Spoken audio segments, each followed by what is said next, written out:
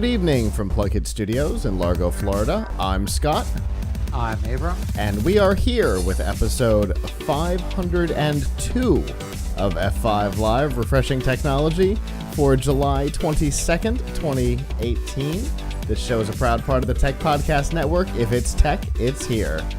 This week, Google is paying their dues, Facebook is suspending kids, and everyone is looking for $8 per month. Wherever you are and however you're accessing our show, whether it be on social media, Facebook, Twitter, Instagram, or Google+, on any of our live stream platforms like Livestream, Periscope, Mixer, Twitch, Facebook Live, or YouTube Live, on any of the podcatchers like Apple Podcasts, Google Podcasts, the Podcast Play app in the Windows Store, or the myriad of other podcatchers, or of course on our apps. PLUGHITZLive.com/apps. Thank you for making us a part of your day. This here is F5 Live, Refreshing Technology, the flagship show on the PLUGHITZ Live family of content. We are live Sunday nights at about 9 p.m. I know we're running a little late tonight. We apologize for that. You can join us two different ways. The first is live on Sundays at PLUGHITZLive.com/join us. There you will see the live stream and a chat room, and you can actually chat with us. The three best ways to chat with us this evening are on Mixer, Twitch, and YouTube Live. I can see all those here in the studio. That's the best way. And we love to get input live. That's the best part about watching live, especially during the Pilch Point, where we love to get input on the topic that Abram will talk about, which tonight is a little robot, which I cannot wait to see. I've known about it on Amazon for a little while, and I can't wait to hear Abram's take on it. If you can't join us live, that is okay. You can subscribe by going to PLUGHITZLive.com/subscribe. There you will see all of our shows, including F5 Live, The Pilch Point, our special events, our First Look series, and more. And with that, Abram, how have you been this week? Boy, it's been a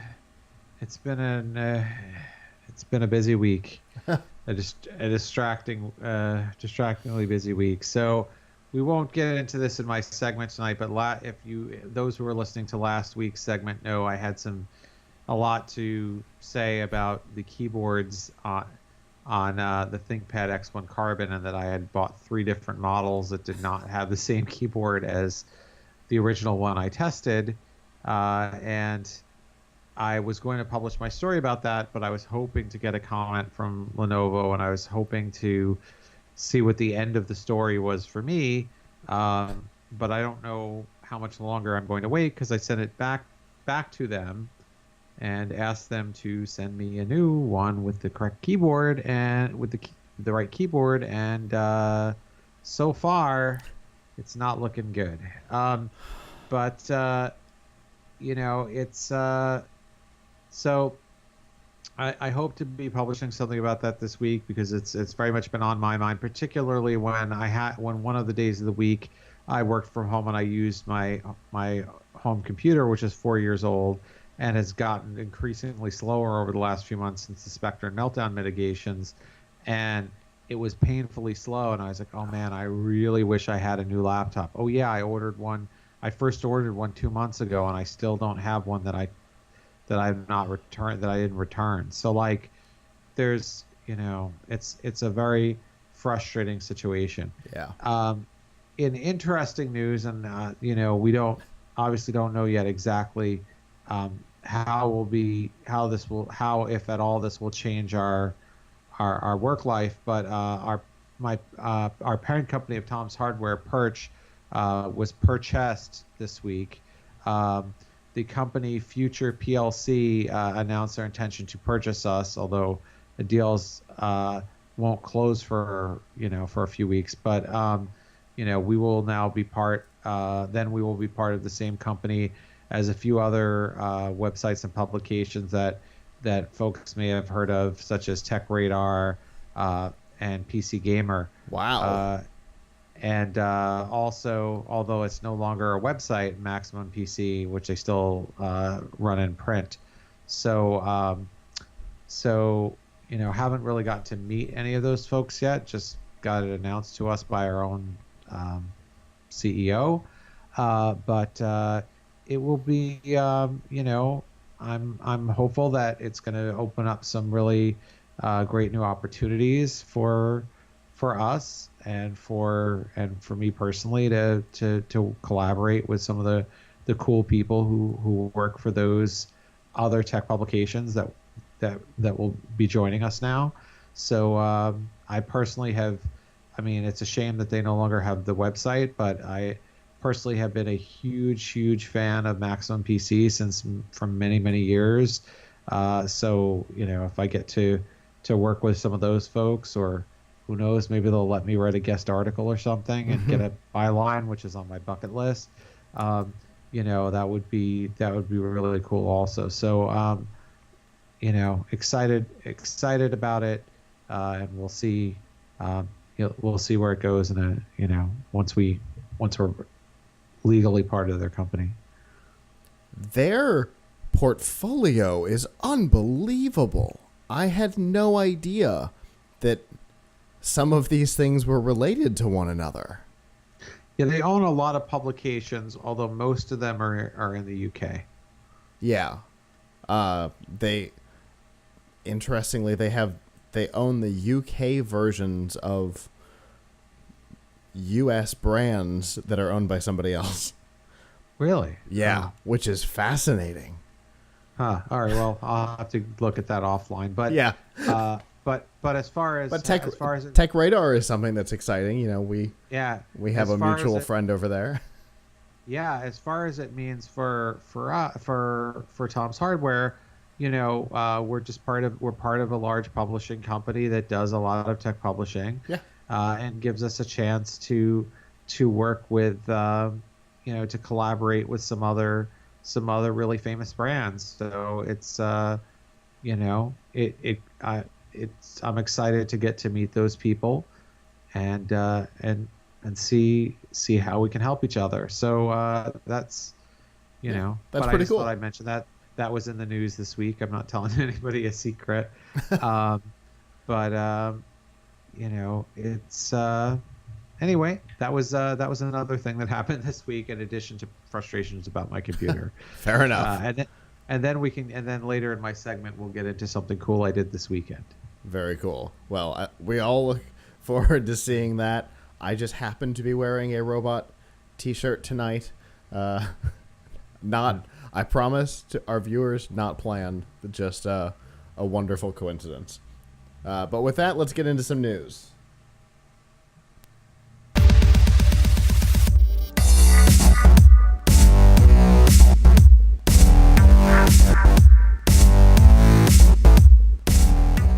This week's Nifty Gifties on F5 Live is proudly powered by the Microsoft Store. Whether you're looking for a new Surface Book, an Xbox, games, apps, Microsoft has it all, and it doesn't just have to be Microsoft hardware and software. You can get the Samsung Galaxy S9 and S9 Plus. You can get some headphones and mouse and keyboard and all kinds of accessories for your digital life, all by going to f5live.tv/Microsoft. So I feel like there's no chance I'm about to reveal any information to anybody who watches this show. But this week, a very long-running story started back in 2014 seems to have come to a legal head in the European Union. In 2014, Google changed their policies on how Android licensing works, basically saying that if you wanted to incorporate the Google Play Store on an Android device, you also had to bundle a number of Google products. Now, if you remember, in the late 90s and early 2000s, Microsoft got in trouble kind of all over the world for doing something similar, but not necessarily requiring it. Though that never really quite went where this one did. The EU in 2016 opened an investigation into Google's policies for antitrust violations, and this week the European Commission issued a $5 billion fine for antitrust violations in regards to, in addition to, but mostly this policy. Now, there's a couple of things to keep in mind here. This policy is kind of responsible for the anti-fragmentation of Android over the last couple of years. Before 2014, anybody who used Android knew that if you could have two devices and they would be very different from one another. You couldn't even guarantee that an app would work. They could both be Android 3, and you couldn't guarantee that an app would work on both. Today, that's mostly a thing of the past. Not entirely, but mostly. You know, there are some exceptions. There are some apps that just go sideways on a particular handset for a variety of reasons. But in general, that seems to be a thing of the past. And Google Play, the consolidation of Google Play, especially the Google Play services, I think is a big part of that. So I don't know what might come out of this, Avram. Okay, so here's what I don't really know about. You know, when I was a Tom's Guide and long back, when laptop used to cover phones, I reviewed a fair number of Android phones. And you're right that it used to be the case that you had much more aggressive skinning and aggressive sort of first-party apps being put on the phones by manufacturers like HTC and LG and Samsung. However, these companies still put first-party apps on there. And back in the day. That, you know, like 4 or 5 years ago, when the skins were a little bit more unique, they all had the Google Play stuff on it. So it's not like any of these companies did not have Google Play on there. Right. Now, so I'm not really sure that it's gotten that much different in the last few years. I mean, Samsung, like, you know, I have a Samsung phone that I bought last year. It has a Samsung App Store on there. It has a Samsung browser that competes with Chrome. It's got Samsung versions of all kinds of software alongside the Google ones. Yes. And they're not necessarily any advantage to having the Samsung one. Like, the Samsung browser really does not have a good reason for existing. Especially since to exist in the Android world, it has to use Google's rendering engine anyway. I didn't realize that they absolutely had to do that. But anyway, yeah. So now, I mean, I don't know. Maybe they didn't always have to do the rendering. Well, the rendering engine or whatever. But you know, yes. I mean, the skins themselves have gotten less aggressive. Like, I remember, what was it? HTC's, was it Sense? TouchSense, yeah. TouchSense. That got started in Windows Mobile years ago and came over to Android. Yeah. TouchSense used to be like I actually am sad about what happened, because TouchSense used to actually be this like artistically different, beautiful looking, interface on top of Android, and then there was just a lot of negative feedback. Well, people don't like Android skins. So now everything sort of has an Android skin, but it's not as nice or as involved. Right.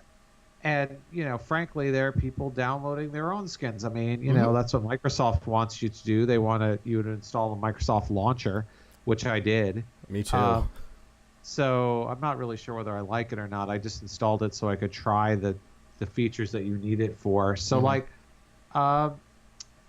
anyway, so I don't know if things have really changed much. Now, I assume what this lawsuit is about is really means is that they don't want Google bundling or like sort of cajoling manufacturers to bundle Chrome and Play and Gmail and Google Maps and all that stuff onto their Android phones. They particularly don't want Google to require that the Google Search app be included just to be able to include Google Play. Oh, so in other words, but here's the thing. Nobody's required to have, you could make an Android phone without Google Play. That's true. You absolutely could.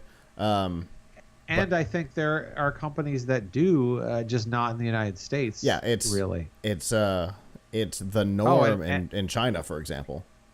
Oh, and Amazon. Right? Yeah. Like Amazon Fire OS is exactly that. Yes, it is. And in reality, in the West, has been the only kind of successful implementation of that. But Amazon has its own version of a monopoly ecosystem around it. So yeah. So I don't know. Listen, I don't like monopolistic behavior, but I don't know if what Google is doing here is that crazy, because is because you're not to use Android, you're not required to use Google services. Right. Android is an open source operating system, but if you want to have right, but if you want to have if you want to use one Google thing, then I guess you have to use another. But you're certainly not required. Is this sort of, they feel like it's not fair to Microsoft or something, or are they worried about competition? Are they worried that it's unfair to Lycos or something? I would have to assume that they are ironically specifically concerned about Microsoft, which is funny because we were playing this exact same game 20 years ago and Microsoft was the bad guy. But whatever. Right. With Internet Explorer in Windows 98. Yeah. By the way, I just checked. Lycos still exists. I have no idea who uses it. I think at one time it was based out of Spain. I don't know.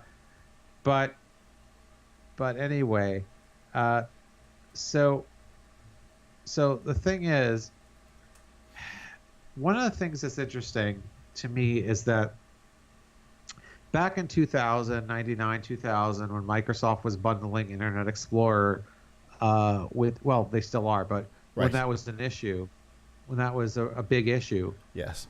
I honestly thought that it was a bad thing. A lot of people, I thought, now I think I can say mistakenly, that people don't change defaults very often. So if the default browser is Internet Explorer and it comes on your operating system preloaded, that's what most people are going to use. However, device manufacturers were allowed to install another browser and set it as the default. But what was their incentive, right? Unless somebody paid them, right? It's so somebody like a Firefox that doesn't, Mozilla that is an open. Well, back then we were worried about Netscape, but places that were basically a nonprofit, how much are they going to pay people to put their browser, to preload their browser on the PCs, and when for most people they're not going to be that discerning and they'll just use whatever is on there. Yeah. However, Mozilla used to pay HP a lot to do it. Anyway, yes. Right. Yes, but if I wanted to invent my own browser, you weren't going to get anywhere with it. Exactly. Rock Melt browser, or whatever other weird browsers are out there. Poor Opera. Anyway, but you know what? Here's a little interesting thing happened in the last, 8 to 10 years.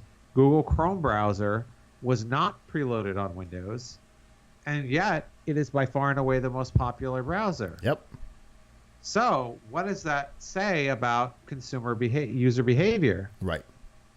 Like, I guess people are willing to, if you make a better mousetrap, then people actually will go out of their way To get stuck in it. To install it. Like, you will succeed. I was honestly, I mean, granted, it's tied into the Google ecosystem. Right. So it's not exactly like some little rinky-dink operation that all they have is the browser. But the browser. But Firefox isn't too terribly far behind the Microsoft browsers at this point.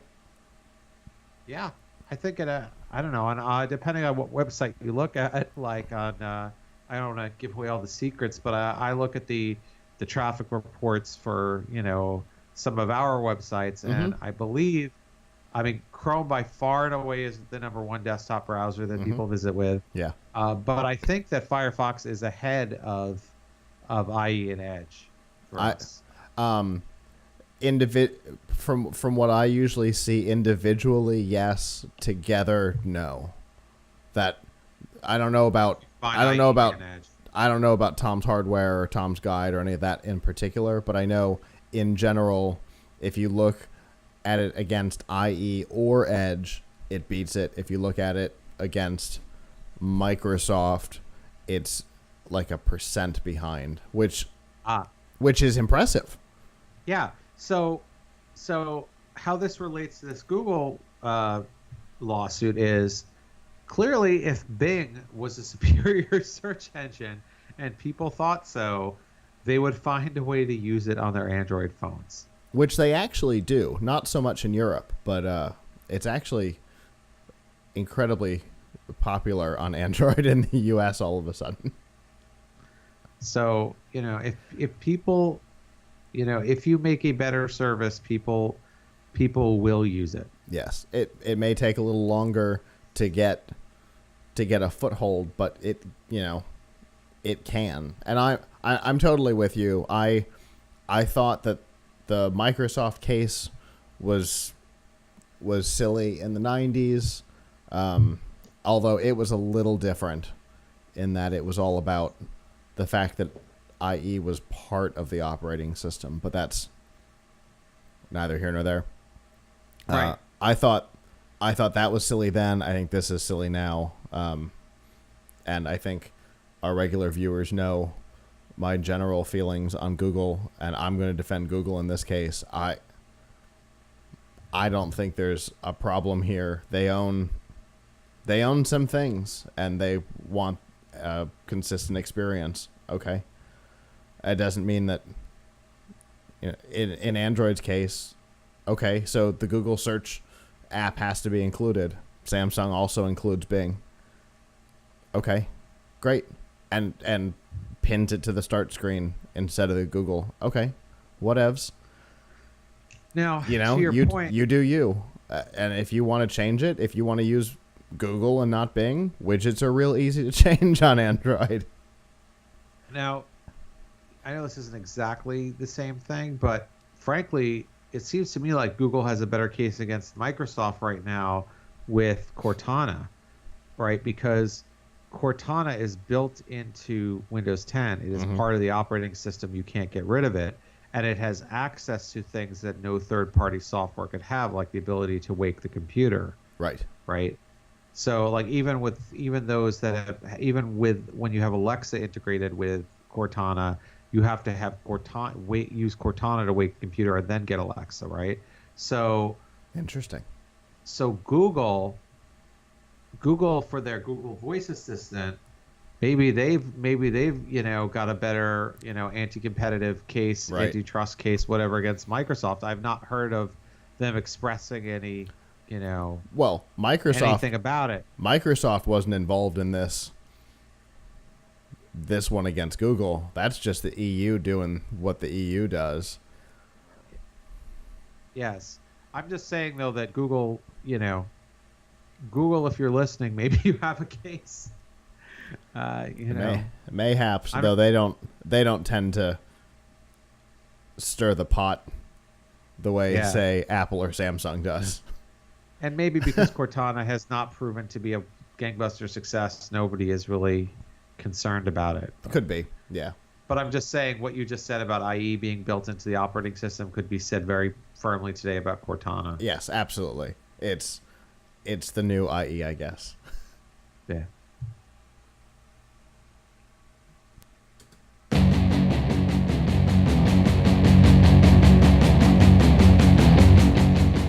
This week's Pilch Point with Avram Pilch is proudly powered by Newegg.com.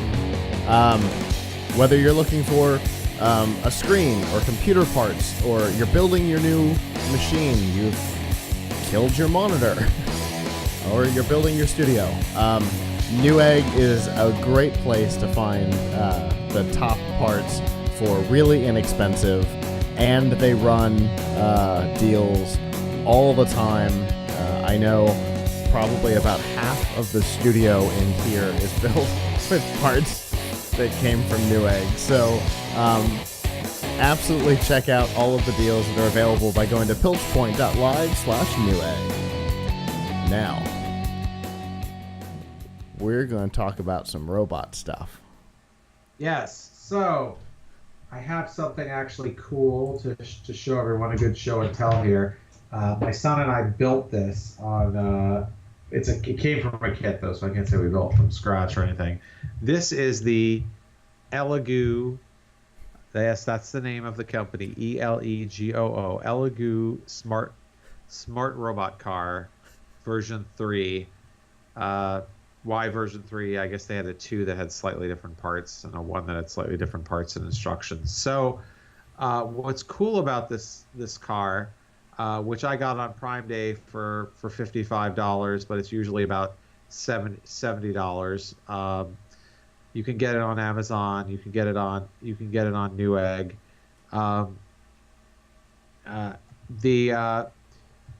You see, what's cool about it is this is an Arduino based car. So if you like Arduino and like learning about Arduino, here's like the Arduino board.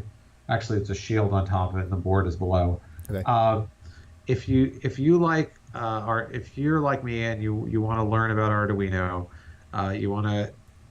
I had talked with my son who's 6, so building something like this a little beyond his ability by himself, but about building our own sort of Arduino car for a while, and then I decided, you know what, we're probably not savvy enough yet. I'm not savvy enough yet to just buy all the parts and figure out exactly how to get it physically to work by myself. So I got this kit, and the kit has instructions that walk you through it.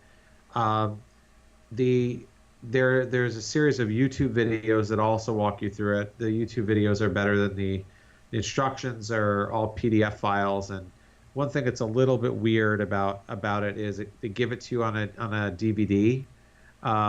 So fortunately, you can go to the website and download it. But if you don't have, but I guess they think people still have DVD drives. Interesting. Anyway, so what you get for this in this kit is you get a series of four DC motors to control these 4 wheels, which obviously comes with the wheels and all that. There's a motor driver module in here in the bottom. And then, so it has 2 layers of chassis, one on the bottom, one on the top. On the top here that's where the Arduino and Arduino Shield go. This is the battery case, and it comes with 2 rechargeable batteries that are a weird size. They're not AA or they're not AA's or AAA's, but they're shaped like extra large AA's. Like if a AA was twice the size. And then the other components it has here is this is a infrared detector, distance detector that you can use to avoid to make the car drive itself and avoid colliding with objects. There's an interesting name for this sensor too. I hadn't heard it before, but apparently it's the standard name for these. It's called an ultrasonic ranger. I was going to say, it looks more like ultrasonic than it does infrared. Okay, yes. So I guess it's ultrasonic.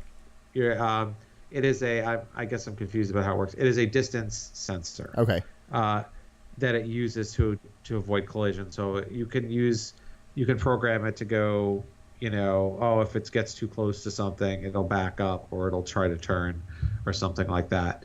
Um, the On the bottom here, there is a line sensor that you can.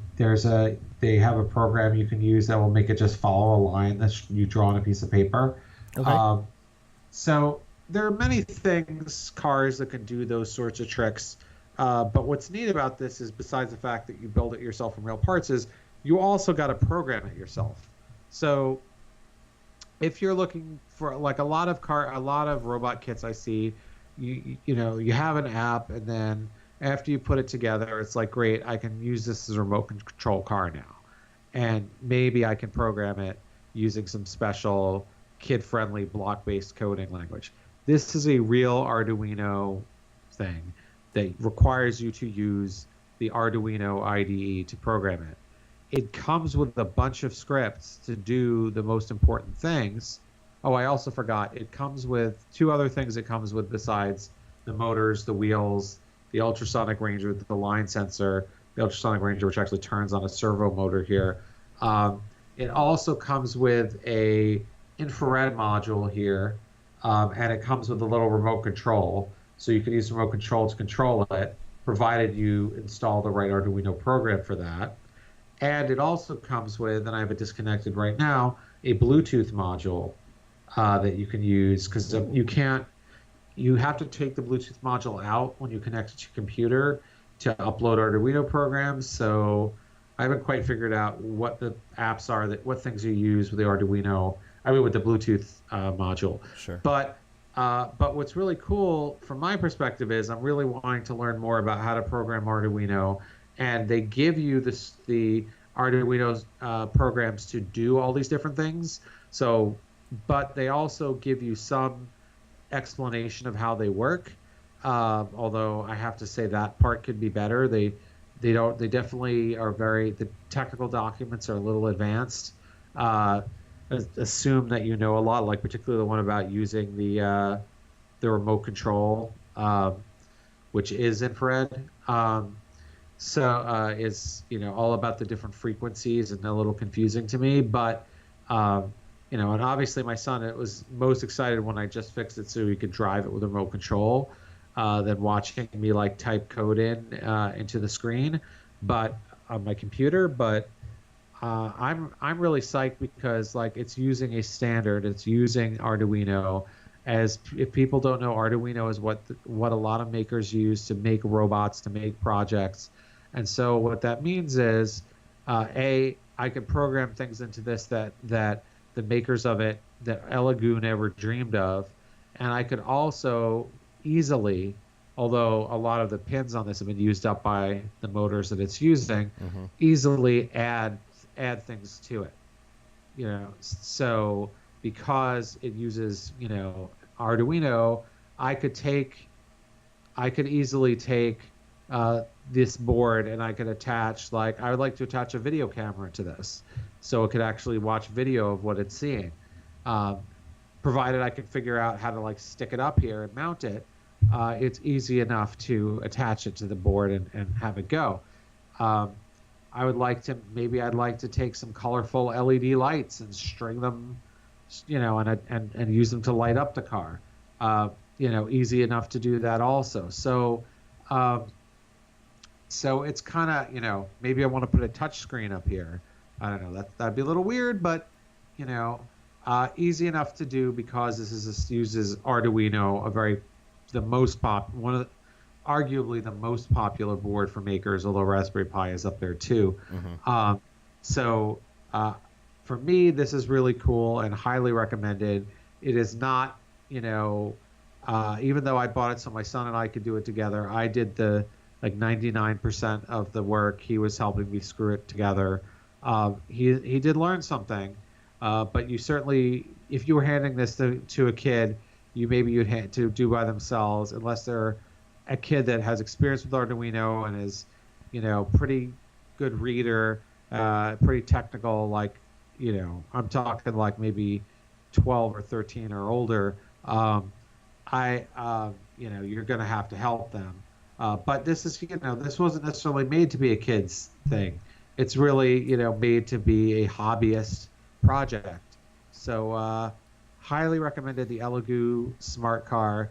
Can get it on Newegg or Amazon, and it's a lot of fun and a good learning experience putting together. And I should say it took me about 3 hours to do the physical part of putting it together. Okay. We actually, here in the Tampa area, we have a group called the Tampa Internet of Things Society. And one of the things we did, I think in 2017, was we built a small fleet of fighting robots. And we used a kit very similar to that as our base for the machine. So I can tell you from personal experience that a kit like that is perfect for adults, and because it's based on a standard. There's a lot of cool stuff you can do with it. Yeah, that was my feeling. I mean, I had some ambitions about just buying wheels and trying to figure out what parts I needed rather than, getting a kit that makes it quote unquote, easier for you because you have everything you need and instructions on how to do it. But in the end, I was like, oh man, I'm never going to do it if I just try to buy parts. Because I think one of the more common things is what you really need the most is it's easy enough to buy an Arduino board and buy an IR sensor and things like that if you want. But man, trying to get a chassis that you can easily screw everything into, that has all the holes in the right places, that's a little bit more of a challenge. So, although there are places that'll sell you just the chassis, but anyway, so. Really cool. I really have enjoyed playing with it so far. I recommend it to anybody who wants a cool project, especially to learn about Arduino. For sure. So, was this just a hobby project for you, or is this going to make an appearance on the site? I may post a review of it. It's not a brand new product. It's been out the version 3 has been out for like a year, and other versions have been out for several years. So I don't know if we'll get a ton of traffic for posting if I posted a whole article about it. But it is recommended. So I may do a quick review of it because I do want our readers of Tom's Hardware and others to know about it, and that it's a really cool thing that they should definitely get. And just because it's a name that not only you may not know sounds a little silly doesn't mean that it should be skipped. No, listen, Elegoo, by the way, my son thought the name is hilarious. Every time I say Elegoo, he makes a straight. He's like, Elegoo. They also make if you look them up, they also make a number of other Arduino projects that you can do. They have starter kits and sensor kits and all kinds of stuff. So they actually have a pretty good reputation amongst those who buy these kinds of things. Yeah, for sure. I think on Prime Day, including the kit that you have there, I think we tweeted out 6 or 7 links from PLUGHITZ Live on deals on their stuff. So they're definitely a company I'm familiar with. And I'm with your son. It's a funny name. Yeah, but it's not the worst. I encourage people to go through Amazon. If you want to laugh sometime, go through Amazon, look at like the Bluetooth speakers section and the USB cables and hubs and whatever. There's just a lot of small companies that I think they're just making up. They don't know. They're just making up some really odd names. I mean, I forget what they make, but there's a company on there called iDoodoo. I remember that. So, Elegoo sounds tame in comparison. Absolutely. Well, as always, Abram, thank you for showing off. I love that kit. I've not gotten to use it in particular, but it's obviously a pretty cool kit.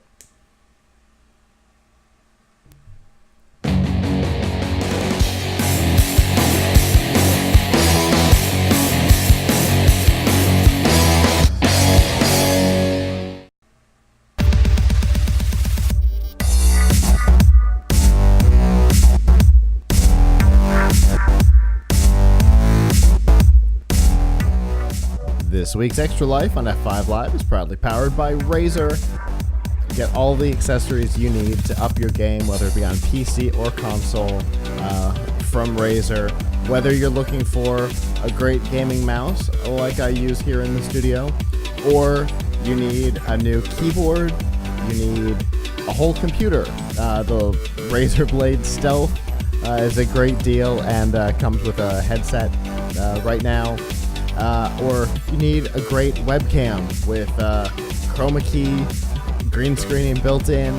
All of that is available by going to f5live.tv/Razer. You know, I haven't personally tried that built-in chroma key stuff, but I kind of want to. Anyway, that's not what we're going to talk about. Let's talk about trends, and in particular, the trend of Battle Royale. Obviously, if you follow anything gaming, you know about the Battle Royale craze. Pretty much made popular by, not created by, but made popular by Player Unknown's Battleground, and captured, I would say, by Fortnite. PUBG may have made it popular, but I think Fortnite is winning the industry right now. So they're making so much money with it that even the big guys have gotten scared and involved. For example, at E3, we discovered that Call of Duty Black Ops 4 was going to be adding a Battle Royale mode to the game called Blackout. I couldn't remember what it was called.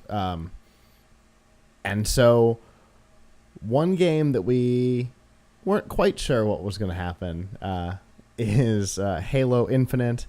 It is a game that we know almost nothing about, short of a very short video from E3 that had no gameplay in it.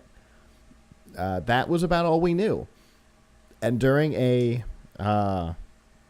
social stream on Mixer this week, the question was asked outright: will there be Battle Royale in Halo Infinite? And one of the writers on the series answered just as directly as the question was asked. I'll tell you right now, the only BR we're interested in is the battle rifle, the original BR. So calm yourself. Which seems like a pretty firm denial of Battle Royale in the new Halo game, which I think is a good thing. When the whole zombie craze came about, it started showing up everywhere, even places that it was inappropriate, like Call of Duty. And it's always nice to see a franchise say, you know what, we know who we are. We don't have interest in participating in that particular trend. The thing that Halo is good at is that kind of small team on team multiplayer. It's the reason why Microsoft couldn't shut down the old Xbox Live for way too long, because people were still playing on the original Xbox Halo 2. So, you know, it's the thing that the franchise is known for, and I'm glad to see that they're not, I don't know, falling victim to a trend. What do you think, Abram?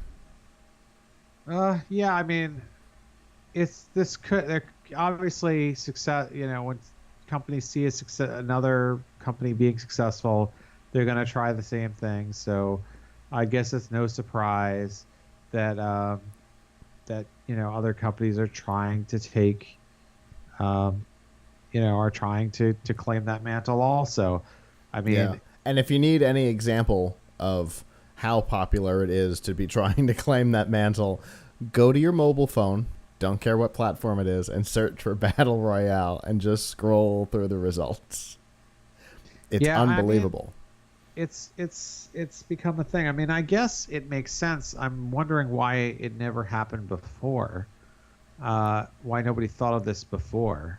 I mean, we've seen this kind of this kind of game before. I mean, H1Z1 was out well before PUBG was. And there was a game, God, when was the last time I was at E3 with Cherie? 2011? There was a game that was shown off there that was 32 on 32, which is, 64 players. The Battle Royale is an average of 100. So, I mean, we were pretty close in 2011 to a very similar concept. I don't know why it took until PUBG for it to become popular, but that popularity certainly put cartoon-style dollar signs in some companies' eyes. I mean, look, I'll be honest. When we write stories about Fortnite, they get, I think it's gotten a little bit lower over the last month or two. Sure. But when we write any Tom's Hardware, Tom's Guide, Laptop, anytime we'd write a story that was sort of related to Fortnite, like here's the best computers you could play Fortnite on, or here's some Fortnite tip, or here's some Fortnite tips, like they would get really good traffic because Fortnite, there's so much buzz around Fortnite. Absolutely. I know just in the chat on Facebook right now, we have at least one Fortnite player. Right. I mean, there's a lot of people playing Fortnite. I do think, like all trends, it will die down.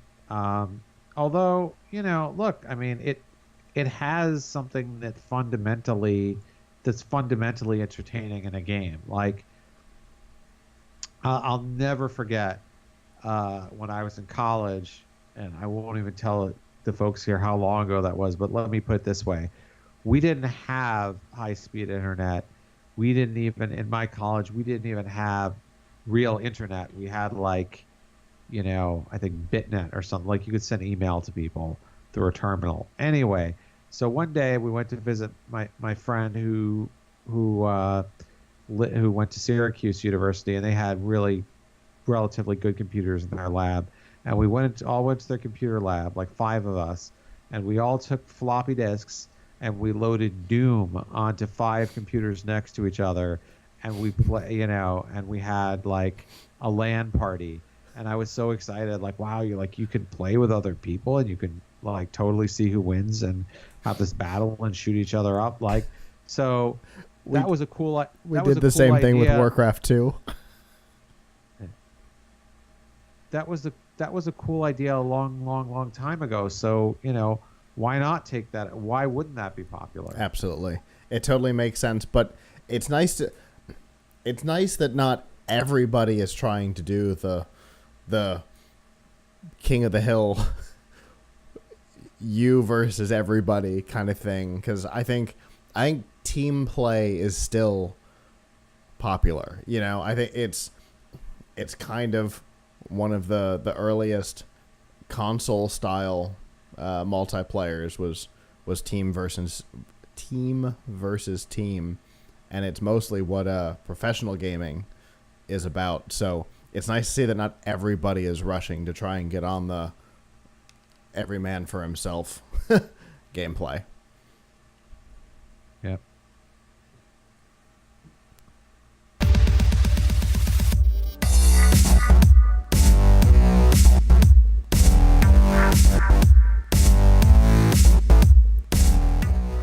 This week's news from the tubes on F5 Live is proudly powered by Riff Tracks. Make fun of movies or let the professionals do it for you, because that's what they do. The guys who used to do Mystery Science Theater 3000 are back and doing what they do best, making fun of movies. From blockbusters to no idea. They've obviously got a little bit of everything. The way it works is for a couple of bucks, you download the MP3, play it along with your DVD, Netflix, wherever the movie happens to exist, and laugh. From time to time, they do mix it up and they do some live events. The next one is August 23rd. It is Krull, one of the silliest popular kind of sci-fi movies. It'll be a blast. They also offer short films, those kind of weird industry films or long commercials, kind of, for a particular product or industry, and those can always be entertaining. I think longtime fans of the show know that the Springs is my favorite because it's so horrifying. Anyway, to find out what's available and get a birthday present from RiffTrax to you, it's RiffTrax 12th birthday. 12 years they've been doing this. You can get 20% off riffs and $12 gift card, obviously, conditions. You can find out about all of that by going to f5live.tv/RiffTrax with an X. I can't wait for Kroll. I know I say it every week, and it's still true. Anyway, so the internet has been an interesting place lately. We talked about it last week, and this week, a documentary-ish special came out on Channel 4 in the UK, I believe. The UK or Australia. UK, right? Yeah. Where they went undercover kind of inside of Facebook and discovered some interesting things about the way they maintain the site. And one of the things that they discovered was that while the company's policy is that if you are under 13 years old, you may not have a profile, they were not quite enforcing that. And the internal policy, not the official policy, but the internal policy was unless somebody was specifically reported for being underage, they didn't care. They wouldn't even look into it. Well, how would they know? Right? Well, how would they know? Right? There's definitely that. So, with that... or are these people actually answering on the form when they fill in that they're under 13? Because I think it doesn't let you sign up if you do that. That's correct. Or does it ask for your parent or something? So, I mean, obviously kids lie. They obviously put in that they're older. Absolutely. And so who's going to verify that? And so the answer to that question is that now, if because of this report on Channel 4, now if you are reported for anything, the reviewers will now look through content and make an educated guess on whether they believe you to be under 13. And if they believe that you are under 13, they will suspend your account until you can prove your age with a government-issued ID. Now, it's important to note that most places, if you don't have a driver's license, you probably don't have a government-issued ID other than your birth certificate. So this is going to... So even if you are 13, 14, this could get interesting real quick. Well, don't do anything to get yourself suspended. Or reported. So just in the time we've been on the air... a friend of mine on Facebook got reported for sharing something on Facebook that was a video on Facebook by a page on Watch. He got reported, and the post was deleted. Not the video, just the post, for essentially for hate speech. So I'm confused. Yeah. So a video about Facebook? No, it wasn't about Facebook. It was about some school in England, and but somebody reported him, and a reviewer looked at it and deleted the post, despite the fact that the post didn't have any controversial content in it, because I saw the post earlier. Anyway, he was reported literally for nothing. So you might just post normal stuff and get reported, because that's the way people on Facebook have been lately. Yeah, that's fair. I mean, you know what? I kind of look at this as a parent, and I'm like, if I could keep my child off of Facebook longer, that might be a good thing. Granted, there's other, Facebook now is they probably a lot of the kids think it's an old people platform anyway. Well, right? This also applies to Instagram. Which I know you know, there will, you know, everybody is worried about what Facebook, what's gonna, is Facebook doing enough to enforce, whatever, things about news and fake news and whatever. But you know what? There's a good chance that in a few years, Facebook, I'm telling you this right now. I think there's a good chance in a few years Facebook will, I don't know if Facebook is going to maintain its dominant position because, these social networks are basically, in a way they're hangouts. You go there because other people are there. Yeah. And generations of kids are very kind of fickle about their hangouts. Absolutely. I mean, look where MySpace is today. Right, exactly. Like MySpace could have continued. Why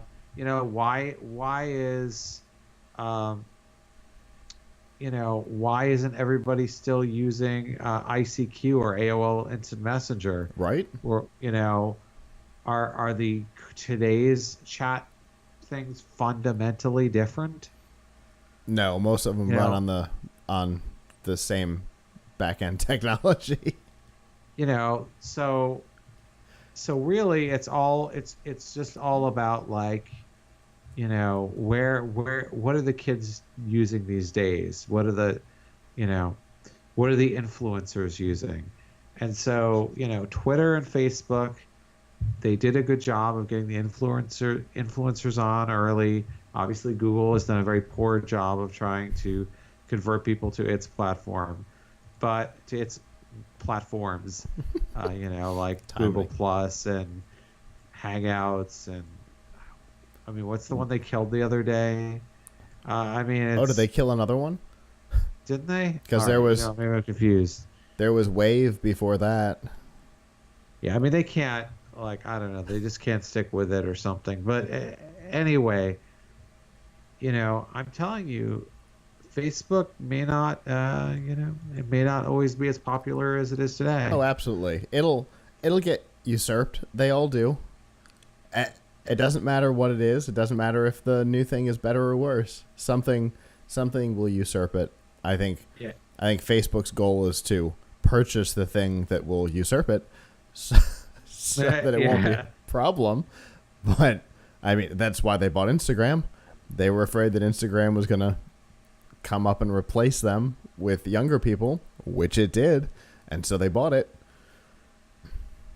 Right, that's true. So maybe they'll keep buying things, but for now, basically, if they're driving these younger people off of the platform, they're accelerating their movement onto whatever the next platform is. Absolutely. Now, it is important to remember that what is it, COPA? Was that the name of the law? Yes. COPA is at least partially responsible for the policy of 13 years old. Because, yes, it's definitely responsible for that. Yeah, because the weirdness of having another sign-up process where you've got to get somebody else involved, all of that just makes it way too complicated for most services to care. And then all the rules that we talked about, with YouTube and Google Play and all that a couple of weeks ago, where you can't track or store any information. A social network that can't track information means that you can't save any of the posts. So it really makes somebody under 13 kind of impossible on a service like this, which is fine, but they're going to go somewhere because they're not going to not, as I think we all know. Yeah. But I understand Facebook's position here too, because when I worked at about.com, while I was there, COPA was implemented, and we definitely had some changes to make and some concerns because of COPA. Like didn't want to have kids on the site. Yep, absolutely. So it'll be interesting to see how this goes. If it will affect them in any kind of negative way. Obviously, there's a lot of government scrutiny on them right now, so this was kind of inevitable. I think it was just accelerated by this Channel 4 thing.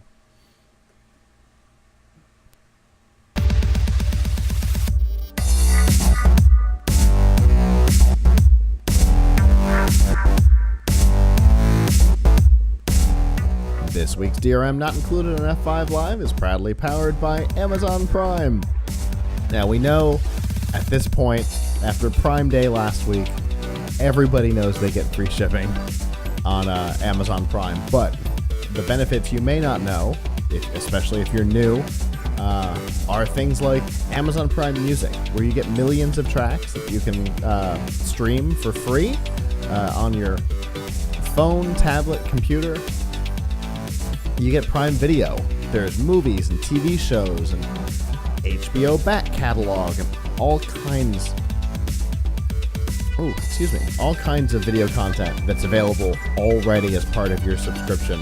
You also get Twitch Prime, which, if you're a fan of Twitch, is wonderful for a couple of reasons. The first is you get one free Prime subscription per month, which you could use to subscribe to us if you would like, at PLUGHITZ Live on Twitch. But you also get free games. Normally you get a couple of free games per month through Prime Day. You got a new free game every day. I think tonight might be the last day of that. But the free games are fantastic, and that's just part of it. There's all kinds of other features, Amazon Fresh and Prime Photos and stuff like that. And we have some of our favorite Prime features and a way to get a 30-day free trial if you do not already have it by going to f5live.tv/Prime. Speaking of streaming, there are a couple of big players in the field of video streaming, right? We all know Netflix. We all know Hulu. We just talked about Prime Video. They're kind of your big guys. There are some more specialty services like CBS All Access, which, to the best of our knowledge, is right now just for Star Trek. But everybody seems to want to be getting involved. We talked, I think it was the end of last year, that Disney wanted to launch a Marvel and a Lucas branded streaming service, despite the fact that after their deal with Fox closes in the near future, they will be the majority shareholder of Hulu. They will own 60% of it. Which is going to maybe make those decisions different. There's no telling. But this week, two more players showed up on the block in one way or another. The first is through a service called Vudu, which is owned by Walmart. They purchased it back in 2014, I think. It was a while back when they were just getting into the digital world. That and the purple service, whose name I can't remember now, where you could bring in a DVD and you could get the digital copy for free by trading in the DVD. It was a weird thing. They bought both of those as a way to get into digital, and now they want to expand, turn Vudu from a place where you can buy and rent movies and TV shows on the individual to a subscription service as well. Obviously, right now that would be complicated, right? Because there are so many things that are exclusive to platforms. It seems like it would be pretty difficult to get enough content that people would care. What do you think? What, for DC? No, for Walmart's Vudu service to try and compete directly with the likes of Netflix, Hulu, and Amazon. Yes, it would be difficult. It's so hard to keep track of all the companies doing, because we also had DC this week, and which we'll talk about in a minute. Yeah, so I think, they're obviously going to have to acquire some stuff. Now, what does that say? It says, if you spend the money, you can make good content. So, if Walmart wants to hire, or if they haven't already, good entertainment people like Netflix has hired and Amazon has hired, then they too can have at least one compelling show. That's homegrown. Yes. Yeah. Because that's what they will need. Absolutely. I'm totally with you. I think if they don't go the homegrown route, then there's no way that they could license enough stuff to make it compelling on its own. I think in-house is the only way that they could make it compelling. Yep. Absolutely necessary. I mean, that's what you need. I mean, like, there's channels that I honestly like. I think about subscribing just because there's one show that I want to watch, and it's not worth it to me. Right. Except in the case of CBS All Access, where I did it for Discovery. And by the way, Discovery season 2, the trailer is out now. But Yes, anyway, and there's an offshoot series, a mini series, 6 episodes, also coming to the CBS All Access. Anyway. Okay. Wow. So that means I have to stay subscribed even longer. Anyway, so look, I mean, if they got a show that was really compelling, they could get people to subscribe that way. If they're just doing it by licensing content and showing some movies and shows that you can see elsewhere, I don't think they've got much of a case. Yeah, I totally am with you there. And the flip side of that is DC Universe, which you've already alluded to, which is from DC Comics, which will be a streaming service that they announced and actually showed off in kind of a somewhere between an alpha and a beta build, that will be more like CBS All Access than it will be Netflix, in that it will basically all be homegrown content, including some original series that will be DC Universe exclusive right from the get-go, including Titans, Doom Patrol, and Swamp Thing. So Swamp Thing will be its own thing, and then Titans and Doom Patrol will be like a joint two series living together kind of thing, in the way that the CW DC stuff all exists in the same continuum. Arrow, Flash, Legends, and Supergirl. The Arrowverse and Black Lightning. Oh, yeah. That stuff all exists together. These two series, Titans and Doom Patrol, will exist together, and then everything else, they actually took a bit of a swipe at Marvel, saying we're under no obligation to make things work together. So. See, I actually have stronger feelings about the DC's streaming play, because what you did mention is that you also get a whole library of comic books. Yes. Now, it's important to note that the comic books will be rotating. So you don't necessarily get the whole collection at a given point. The books will rotate. Yeah, I mean, I think it'll be... I don't know. I'd be interested to see a comparison of it versus, say, Marvel Unlimited. For sure. Have you used Marvel Unlimited at all? Yes, indeed. So I had it for a while. I actually bought an annual subscription for my wife at one point. Okay. And I read some things on it, and it did have a fair amount of stuff that I was kind of interested in, but not enough. And it was always so many months behind that it was frustrating. But you knew that if you waited long enough, eventually, what you want to read would be available. Yeah. So I was real, interested in reading all the new Star Wars comics, and like they had the Batman comic, not the Batman. I'm really getting messed up now. they had the Darth Vader comic. Okay. And it was like 8 months behind what was on the newsstand or whatever. Sure. But every month it would get 1 month. Every month you'd continue. You'd just be 8 months behind. So fair enough. I would really like. But I personally am more of a DC than Marvel fan. So interesting. Although their movies are terrible, but Wonder Woman was pretty great. Yes. Okay. That's an exception. That's an exception that I think everyone can agree upon. We gotta give Warner Brothers props where it's deserved. They got one right.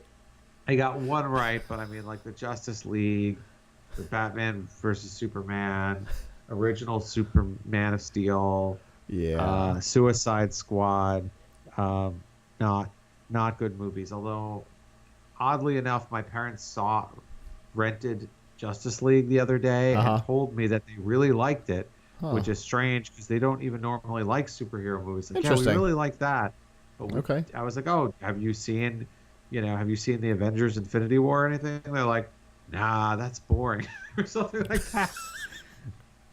Okay. Listen, I gotta acknowledge excellence everywhere it has. I will watch any superhero movie that is good. But the I'll usually you watch the know, bad ones too, but only once. no, I watch them, but it doesn't mean that I have to like them. There you go. Absolutely. So anyway, I don't know where we got this, but the point is, I think that the comic book content might be enough for people depending on how copious it is, Yeah. might be a selling point enough. Especially when you look at the way they want to do it. Like, for example, since the Titans TV series is going to be one of the launch series, it will launch with the Teen Titans comic books on the platform. So they definitely want to have like companion pieces to the live action and animated stuff on the platform. They want to try and have the companion books available as well, which I think is a pretty clever way to pair together. You know, if you're getting into the Titans TV series, reading the Teen Titans books gives you kind of some backstory before you get to where you are. So I think that's a clever way of doing it. There was a lot of debate in the Perch office about the new. Yes, that's what you do when you have an office full of geeky people. Okay, there was a lot of debate about the relative merits of the Titans show based on the trailer. Yeah, sure. The people in I will say that I actually found, I'm not knowing it, not being super familiar with Teen Titans, not having read the comic, thought that it looked interesting, and I would try watching it. Sure. Other people were offended by it because they said that the characters were acting way too grown up and fair enough, and violent in it, and there was too much blood and things like that. Well, in the trailer, it is definitely DC's attempt at capturing some of Deadpool's glory, because it is definitely adult oriented. Yeah. At least it's not going to be on Freeform, right? So I mean, if I'm spending the money on the DC service, I would definitely try watching it. Like I said, occasionally the DC TV shows especially on CW, yeah. I don't care what anybody says. I love them. I watch them all immediately. I can't wait for the new one that's coming, the Batwoman show. But the there's they have some talented people there, so I think it's possible. Have you seen the new Shazam trailer? I have. That actually looks really good. It certainly could be. He's a little strange to me, but that's a different thing. The guy from Chuck. But that's okay. Yeah, the content looks pretty good. Maybe they're getting their act together. We'll see. But yeah, everybody's looking for that $8 a month right now. I think DC has a play that might work, and I think Walmart has very little chance of succeeding. If the rumors on Walmart are true, then both of these services should launch later in the year.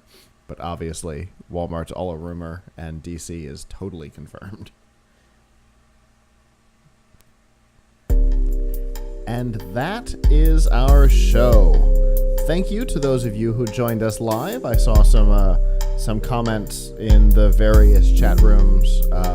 If you were watching on Facebook, I apologize for not interacting with you. I know you were over there, but we can't see the chat in here because there's like a half a dozen of them. Anyway,